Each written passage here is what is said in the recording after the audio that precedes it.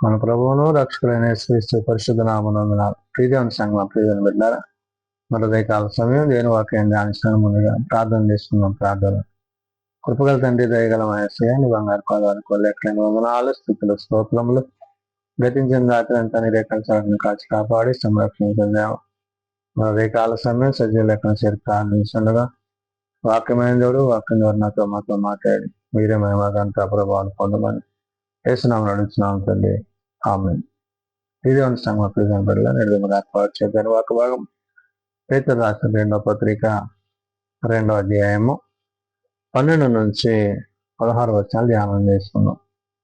పేతురు రాసిన 2వ పత్రిక 2వ అధ్యాయము 12 నుండి 16 వచనములు ఈ విధంగా రాయబడినవి. వారైతే పట్టబడి చంపబడుటకి స్వభావ సిద్ధముగా పుట్టిన వివేక శూన్యములకు మృగముల వలె ఉండి తమకు తెలియని విషయములను గుర్చి దూషించుచు తమ దుష్ప్రవర్తనలకు ప్రతిఫలముగా హాని అనుభవించచ్చు తాము చేయు నాశనముతోనే తామే నాశనము పొందుదురు. భక్తుడైన పేతురు అబద్ధ బోధకులను గురించి, అబద్ధ ప్రవక్తలను గురించి, మరి దేవుని వాక్యముల విషయంలో వారి ప్రవర్తన విధానము, వారు అవలంబించిన ఆలోచనలు, తలంపులు, ఇవన్నీ కూడా పేతురు భక్తుడు తన 2వ పత్రికలో ఈ 2వ అధ్యాయంలో గుర్తు చేస్తున్నాడు. అంటే దేవుని మాటలను, దేవుని ఉద్దేశములను కాక, దేవుని మాటలు కాక వారు తమకు తాముగా కల్పించిన మాటల చేత, ఆలోచనల చేత, తలంపుల చేత దేవుని వాక్యానికి విరోధమైన ఆలోచనలు కలిగి వారు ప్రవర్తించారు. కాబట్టి ఇక్కడ పేతురు తాను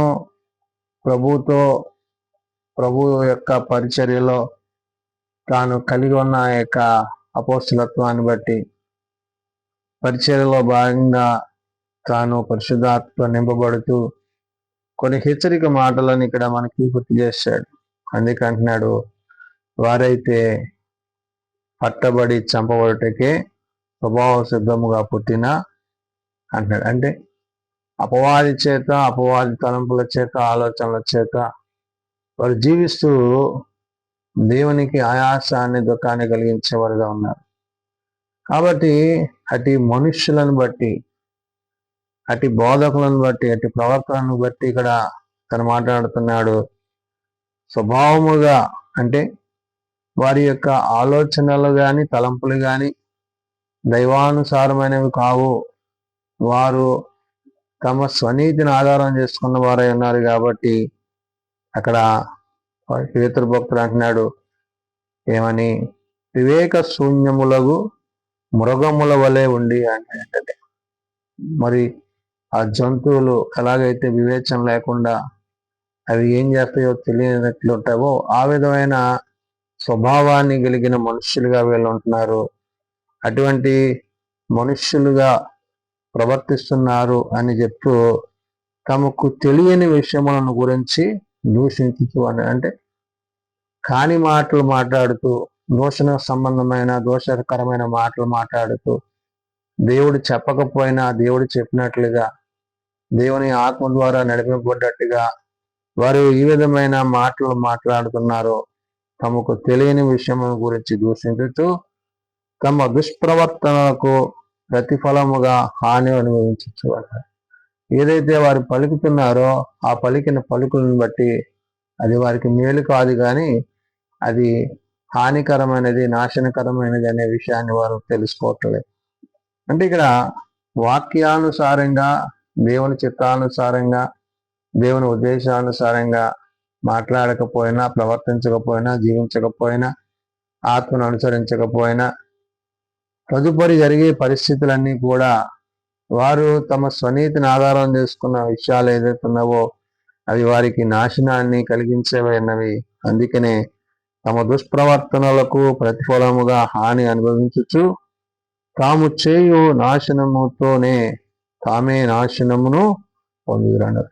ఏ తప్పిదాలైతే వారు చేస్తున్నారో, ఏ పాపం అయితే వాళ్ళు చేస్తున్నారో, ఏ చెడు ఉద్దేశాలు అయితే వాళ్ళు కలిగి ఉంటున్నారో అవే వారిని నాశనానికి నడిపించేవి అన్నవి అని చెప్పి అంటున్నాడు.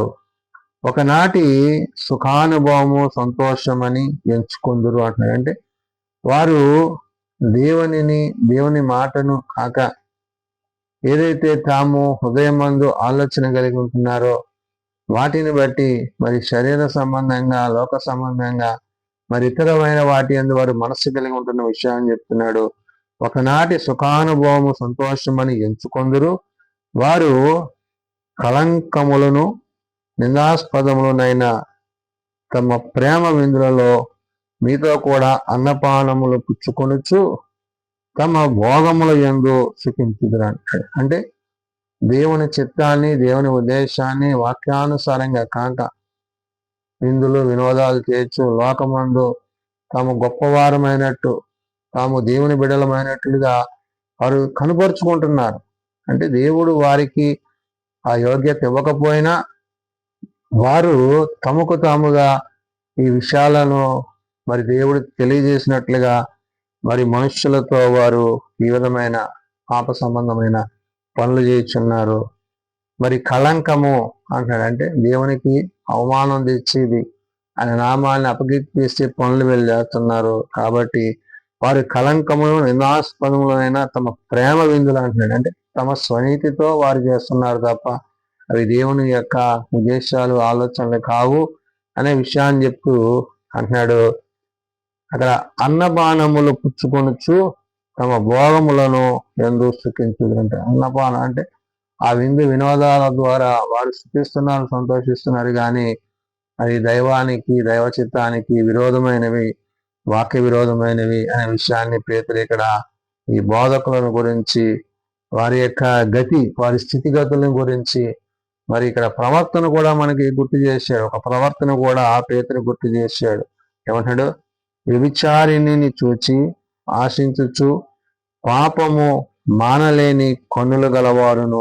అంటే వారి కను దృష్టి వారు ఎలా ఉన్నారంటే వ్యభిచారము, పాపము అంటే శరీర సంబంధమైన, సంబంధమైన వాటి అందు మనస్సు కలిగి దేవుని ఆత్మానుసారంగా నడుచుకోక వారు ప్రవర్తిస్తూ ప్రవక్తలుగా, దేవుని బిడ్డలుగా, మరి బోధకులుగా వారు పిలువబడుతున్నారు. కాబట్టి అస్థిరులైన వారి మనస్సులను మరి మరులు కొల్పుచు అంటున్నాడు. అంటే స్థిరత్వం లేదు, దైవత్వం లేదు, దైవం మీద ప్రేమ లేదు, దేవుని యొక్క ఉద్దేశాలు ఎరగక మరి వాక్యానుసారంగా నడుచుకోకుండా వారు ఏదైతే ప్రవర్తిస్తున్నారో ఆ ప్రవర్తనని ఇక్కడ పేదలు చెప్తున్నాడు. అస్థిరులైన వారి మనస్సులను మరులు కొల్పుచు లోభిత్వమందు సాధకము చేయబడి హృదయము గలవారును శాపగ్రస్తులనయ్యుండి అంటాడండి. వారి హృదయాలు ఎలా ఉన్నాయంట?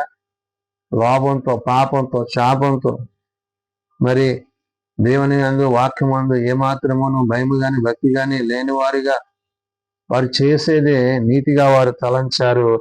అటు వారిని గురించి, అటు ఆలోచనల గురించి చెప్తున్నాడు.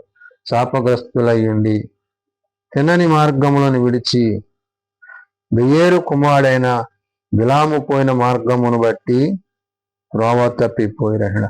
బిలాము అంటే పాత నిబంధన కాలములో మరి బెయ్యేరు కుమారుడైన బిలాము ఏ విధంగా అయితే దేవుని మాటను, దేవుని వాక్యాన్ని అతిక్రమించి తాను ప్రవర్తించినప్పుడు మనుష్యులు కాదు, అక్కడ ఒక మరి గాడిదతో దేవుడు అతన్ని హెచ్చరించిన సందర్భాన్ని ఇక్కడ పేతురు గుర్తు చేస్తాడు. అంటే నువ్వు మాట వెనక, దేవుని మాట వెనక, దేవుని ఉద్దేశాన్ని అనుసరించక నువ్వు ప్రవర్తిస్తూ జీవిస్తూ అది దేవుని చిత్తమని నువ్వు చెప్తున్నావే, అది సరైనది కాదనే విషయాన్ని పేతురు దగ్గర గుర్తు చేసి అంటున్నాడు. తిన్నని మార్గముని విడిచి బెయేరు కుమారుడైన బిలాము పోయిన మార్గమును బట్టి త్రోవ తప్పిపోయిరి అంటున్నాడు. అంటే పాత నిబంధన కాలములో మరి ఎలాగైతే ఆ బిలాము తప్పిపోతున్నాడో అట్లాంటి పరిస్థితులు నేడు కూడా ఉన్నవనే విషయాన్ని పేతురు గుర్తు చేస్తూ అంటున్నాడు. ఆ బిలాము దుర్నీతి వలన కలుగు బహుమానమును ప్రేమించాడు. బిలాము దేన్ని ప్రేమించాడంట? దుర్నీతి, మేలు చేయని దాని కొరకు పరిగెత్తి ఆ ప్రయత్నాల్లో తాను ఏమవుతున్నాడు? ఇక్కడ శాపాన్ని కొని తెచ్చుకుంటున్నాడు. అందుకనే ఆ బిలాము దుర్నీతి వలన కలుగు బహుమానమును ప్రేమించి అయితే తాను చేసిన అతిక్రమం నిమిత్తము అతడు గద్దింపబడను అంటాడు. ఎప్పుడైతే అతడు చేసిన తప్పయిందో ఆ తప్పుని అక్కడ దేవుడు ఎత్తి చూపించాడు. ఎవరితో చెప్పించాలి? తన దగ్గర ఎవరున్నారు అన్నప్పుడు మరి తన దగ్గర ఉన్న ఆ యొక్క సహకారి మరి అక్కడ ఆ యొక్క గార్ధవంతో దేవుడు మాట్లాడించిన మాటని ఇక్కడ పేతురు గుర్తు చేస్తున్నాడు. ఏమంటున్నాగా, ఎట్లనగా నోరులోని గార్ధవము మానవ స్వరముతో మాట్లాడి ఆ ప్రవక్త యొక్క వెర్రితనమును అడిగించాడు. చూడండి, ప్రవక్త అంటే ప్రభు దాసుడిగా ఉండవలసిన వ్యక్తి ఇక్కడ మరి ఒక గార్ధవంతో ఒక గాడిదతో మరి చూపించుకునే పరిస్థితికి వచ్చాడంటే తాను ఏ విధంగా జీవిస్తున్నాడు. ఎందుకు ఈ మాటలు పేతురు ఇక్కడ రాశాడంటే మరి అబద్ధ బోధకుల గురించి, అబద్ధ ప్రవక్తల గురించి, వాక్య విరోధమైన విషయాలను సంగతులను తెలియజేస్తూ లోకం వైపు, పాపం వైపు, సంబంధమైన విందుల వైపు, వినోదాల వైపు ఇక్కడ చెప్పాడు కదా, అన్నపానములు పుచ్చుకొనొచ్చు తమ భోగములు ఎందుకు చూపించుతుందరు అంటారంట. అంటే ఈ లోకమందు వారికి మర్యాద కావాలి తప్ప అది దైవ చిత్తమా కాదా అనేది ఏమాత్రమో వారు గ్రహింపలేని వారే ఉన్నారు. కాబట్టి ఇదాన్ని విడలారా పేతురు తన పత్రిక ద్వారా చెప్తున్న మాట అబద్ధ బోధకుల గురించి, నాశన పుత్రుల గురించి, వారి గతి గురించి.